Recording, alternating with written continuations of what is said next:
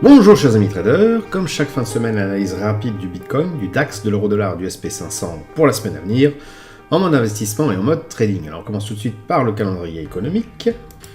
Pas mal de nouvelles impactantes cette semaine. Commençons par la décision de la Fed sur les taux mercredi, la même chose côté euro jeudi il me semble, oui c'est ça, jeudi on aura la même chose. Les pays comme l'Angleterre vont aussi indiquer leur décision sur les taux. Et le Japon aussi plutôt vendredi. Donc quand même une semaine assez chargée en termes de news. Maintenant on se rapproche de la trêve des confiseurs comme on dit. Donc est-ce que c'est le moment d'aller sur le Forex? Peut-être pas, c'est peut-être le moment de se calmer un peu. On va plutôt regarder ce qui se passe côté action après. Mais déjà commençons par le BTC USD. Donc cette semaine il ne s'est pas passé grand chose sur le Bitcoin. On a une petite oscillation après cette grande baisse qu'il y a eu donc, il y a 2 semaines, la semaine d'avant. On est sur le point consensuel et je dirais que voilà, au niveau du RSI, on reste quand même au-dessus de sa zone neutralité, donc on est quand même dans un flux qui reste haussier, même si la volatilité a bien augmenté, on le voit aussi avec les volumes qui pour le coup ont l'air d'être bons ce coup-ci. Donc sur un environnement long terme, on voit qu'on est comme dans cette zone de congestion qui apparaît ici, on va peut-être même pouvoir décaler un petit peu puisque voilà, on apparaît dans une espèce de zone forme de, certains diront de triangle, bon c'est un peu tiré par les cheveux. On sait que la plupart du temps ça casse quand même plutôt du côté du triangle que par le haut, mais c'est à voir puisque lorsque des phases de correction, si les volumes baissent, effectivement on peut en déduire que ça peut partir vers le haut. Si les volumes augmentent, ça a un risque quand même qu'il y ait beaucoup de vendeurs finalement que ça casse par le bas. Ici on voit que dans la phase d'accélération ici à la hausse, on a eu pas mal de volume. Dans la phase de correction, un petit peu moins. Reprise des volumes dans la phase correction, et ici voilà, c'est ça qui est un peu gênant, c'est qu'on a quand même une baisse avec vraiment beaucoup de volume, une panique un peu des investisseurs. La dernière semaine finalement s'est faite sans beaucoup de mouvement, donc une hésitation entre acheteurs et vendeurs. Je pense que la semaine prochaine va être déterminante pour savoir ce qui va se passer, en tout cas pour le supposer, puisqu'on ne peut jamais savoir ce qui se passe. Mais vous doutez bien que lorsqu'on a une petite bougie comme ça avec de forts volumes, c'est qu'il y a un très fort conflit entre acheteurs et vendeurs. A l'inverse, lorsqu'on a une bougie assez importante comme celle-ci, avec des volumes un peu plus faibles, eh bien on peut en déduire que le mouvement de vente n'est pas forcément très pertinent, enfin très très fort, et que voilà, on l'a vu juste après, les volumes sont reparus en mode freinage pour certainement repartir à la hausse. Ici, bon, les volumes sont assez importants lors de la baisse sur le mois dernier, et là l'hésitation commence à apparaître, mais elle se fait avec moins de volume. Donc c'est pour ça que je suis un peu circonspect. Est-ce que s'il y avait eu un peu plus de volume, je me serais dit bon bah voilà, ici c'est un point d'arrêt, ça va certainement repartir par le haut. Ici, comme il y a un peu moins de volume, peut-être que l'hésitation va encore durer, ou qu'un sens va se dessiner, donc il va falloir attendre un petit peu. En tout cas sur le Bitcoin, enfin moi je ne me positionne plus sur le Bitcoin sur le long terme, mais si vous voulez vraiment vous voulez vous positionner sur le long terme, attendez encore peut-être une semaine pour voir ce qui se passe et en déduire, on en reparlera la semaine prochaine, mais en déduire ce qui convient de faire. Sur du plus court terme, en base journalière, on voit effectivement qu'on reste dans ce grand canal ici, qui oscille entre 2 points consensuels, celui-ci et celui-ci. Donc on ne pourra pas faire grand chose sur une base journalière, tout au plus on pourra envisager de fader les positions lorsqu'on s'écartera du poids consensuel, donc sur une base peut-être un peu plus rapide, par exemple quand on arrive ici de reviser, voilà, là, quand on arrive sur les prix ici, de reviser un retour, voilà, comme ceci, et ça pourra se faire certainement en position en 30 minutes, voilà, alors je vais peut-être repositionner les niveaux, donc ils étaient ici, 52 900 et 41 700, donc si on se remet en 30 minutes, voilà, 52 700 ici et 41 700, donc ça ferait quelque chose comme ça. Quand on s'éloigne du prix consensuel, hop, on vise à retourner dessus, quand on s'en éloigne, hop, on vise à retourner dessus. C'est le genre de choses qu'on va pouvoir faire sur du trading très court terme, mais on ne pourra pas faire beaucoup mieux, en tout cas sur la semaine à venir. Le DAX maintenant, alors sur le long terme, il en est vraiment désespérant, le pauvre DAX, tout simplement parce que depuis le mois de mars, il ne fait strictement rien, il oscille, et a priori ça n'a pas lieu de changer. Dès qu'on atteint un côté du canal que j'ai dessiné là, pouf, on va sur l'autre, on se précipite sur l'autre plus ou moins, avec plus ou moins de force. Donc pour l'instant, investir sur le long terme sur le DAX, c'est exclu. Sur une base plus rapide, en journalier, voilà, on retrouve, c'est toujours cette fameuse notion de fading. On arrive à une extrémité, pouf, eh bien on vise le point consensuel, on retape l'autre extrémité. Est-ce que c'est ce qu'on va voir la semaine prochaine? Là, on ne l'a pas vraiment atteint. Pouf!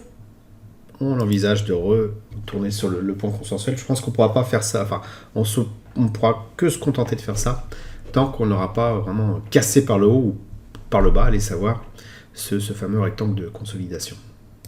L'euro-dollar maintenant, donc on a vu que alors, on est passé dans une situation baissière sur une base d'une semaine, et qu'il y a un RSI au-dessous de sa zone de neutralité.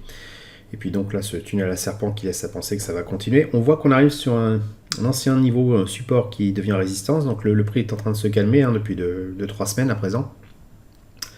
Donc à voir avec les nouvelles économies qui vont tomber la semaine prochaine, notamment sur le dollar mercredi et sur l'euro jeudi, voir si ça influe quelque chose, réoriente une direction. Il est tout à fait possible que l'euro se reprenne pour redescendre après. En l'état actuel des choses, on n'a pas de signal qui indique que cette baisse est terminée. Donc on va se méfier pour le positionnement long terme. Je reste quand même sur une position que j'ai déjà prise au niveau des traits noirs précédents, ici. Alors ici, non, c'était plus pour faire apparaître le consensus d'achat du dollar, simplement parce que je visais que l'euro allait baisser par rapport au dollar pratiquement depuis cet été. Donc ici, je maintiens ma position. Par contre, je ne rentrerai pas à nouveau en position tant qu'on ne sera pas sorti de cette toute petite consolidation qui apparaît ici. Savoir ce qui se passe. Tant que ça ne sera pas clair, moi, je ne remettrai pas au pot, ou en tout cas, je ne sortirai pas de position. Par contre, ce qui est intéressant, du coup, c'est en unité de temps plus rapide. Cette consolidation, à l'instar du DAX et de ce qu'on a pu voir jusqu'à présent, nous donne des fortes opportunités de fading. C'est-à-dire, en gros, alors peut-être qu'une heure, c'est un peu trop bourrin pour s'en rendre compte. Une journée, c'était pas mal. Voilà, au sein de cette consolidation-là, je vais nettoyer un petit peu. Hop.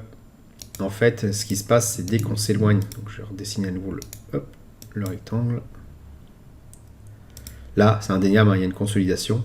Et donc, si je positionne, puisque ça s'est modifié, le point de contrôle, le point de consensuel ici, et que je redescends dans une unité de temps, on va aller en 1 heure, voilà, et bien à chaque fois, on retrouve le même scénario. On s'éloigne du point consensuel, on revient sur la zone de consensus, on s'éloigne du point consensuel pour arriver par exemple ici sur une résistance, on peut la dessiner. La résistance apparaît quand il y a un creux dans toute cette montagne de volume par prix. On l'a ici, on l'a bien sûr ici. Et bien à chaque fois que on arrive sur des niveaux où il y a moins d'échanges, moins d'échanges tout simplement, et bien on a tendance à revenir sur le prix consensuel, donc plutôt ici pour l'instant. Il serait plutôt là si on veut zoomer. À chaque fois qu'on s'en éloigne, on revient dessus. C'était le cas ici. On s'en est éloigné et c'était assez brutal là. Pouf, on est revenu dessus. Ici, on a atteint un creux ici. Hop, on revient sur le point consensuel. Ici, on atteint un creux qui apparaît là. Hop, on revient sur le point consensuel. Ça marche pratiquement à chaque fois. Voilà, c'est tout ce que je pense qu'on pourra faire sur l'euro-dollar, en tout cas pour l'instant. Mais on se méfiera quand même des annonces économiques la semaine prochaine. Il faut éviter de faire ce genre de jeu, en tout cas à quelques heures des annonces.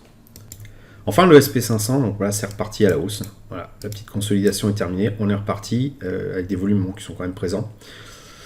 Donc on a l'impression qu'il est indestructible, le SP500. Si vous avez une position, vous la conservez. Est-ce que c'est le bon moment pour entrer en position? Je ne saurais pas trop vous dire, en tout cas sur le long terme. Tout ça, c'est sur le long terme. Mais il se porte comme un charme. On a un niveau de résistance qui apparaît ici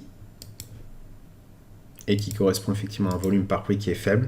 Donc l'issue de ce qui va se passer après, est-ce que ça va casser ou est-ce que ça va ranger encore, nous en dira un petit peu plus, non pas sur le long terme mais sur le court terme. Si on regarde sur une base plus rapide, journalière déjà, hop, voilà, on voit que le prix a l'air de buter contre ce plafond de verre plusieurs fois. S'il le casse, ça va être intéressant de prendre le train en marche, c'est-à-dire on va attendre qu'une consolidation se refasse pour le reprendre sur l'unité de temps plus rapide. Si par contre le prix retourne à nouveau vers le bas, ça sera intéressant de descendre l'unité de temps et voir si on peut fader. Voilà, ce range-là. Ici, le prix, alors je vais le déplacer. Le consensus, c'est un petit peu abaissé. Je dois avoir deux courbes d'unités de temps différentes.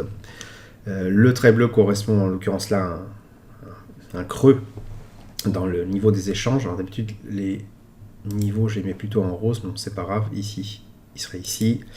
Et il y a un creux ici. Donc ce qu'on peut envisager de faire sur les unités de temps, là vous vous doutez que ça va être du M30 voire même du M15, c'est qu'à chaque fois que à nouveau je m'éloigne, j'envisage un retour ici. À chaque fois je m'éloigne, donc j'arrive à peu près ici, j'envisage un retour ici. Il y a un moment donné où ça va certainement casser, et auquel cas, ce que je ferai, c'est j'attendrai une pause dans ce mouvement de cassure pour reprendre un petit peu le train en marche. Parce qu'il y a toujours le risque, quand on prend une position ici, en disant ça va retourner vers le bas, il faut déjà être sûr que dans une unité de temps plus rapide, il y a bien un mouvement d'inversion, parce que ça peut très bien continuer. Il faut donc être sûr que ça se renverse. Si par exemple ici, alors hop, j'essaie de le faire apparaître à côté. On est ici. Voilà. Donc, si je me mets sur du M5, du M15, on voit s'il y a un renversement ou pas qui apparaît. Ici, c'est pas le cas. Ici, ça a l'air de s'agglutiner contre la résistance. De ce fait, le volume par prix va certainement augmenter, pouvant potentiellement jusqu'à déplacer le point consensuel. On n'en est pas encore là. Si ça casse par le haut, je pense que c'est clair. C'est que on sera tout simplement en train de sortir de ce range. Si ça revient vers le bas, c'est là, à ce moment-là, quand toute première bougie, en 15 minutes, ça va assez vite, toute première bougie vous indiqueront que, a priori, le prix repart vers le bas. Et bien c'est là que vous pourrez entrer en position avec un stop relativement proche et viser le point consensuel en sortie pour gratter un peu de sous. Voilà, j'espère que vous avez apprécié cette vidéo. Si c'est le cas, vous pouvez laisser un pouce pour m'encourager à continuer. Abonnez-vous à la chaîne YouTube et activez les notifications pour ne rater aucune nouvelle publication. Je vous dis merci et à bientôt sur le blog.